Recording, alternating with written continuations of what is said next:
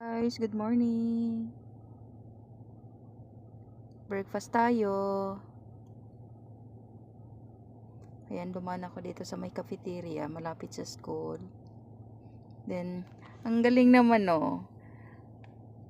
May binalatan na yung itlog.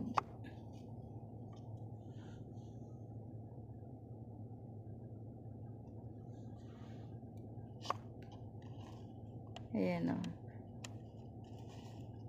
Tapos ito naman karak. Tapos ito parata. Ito parata.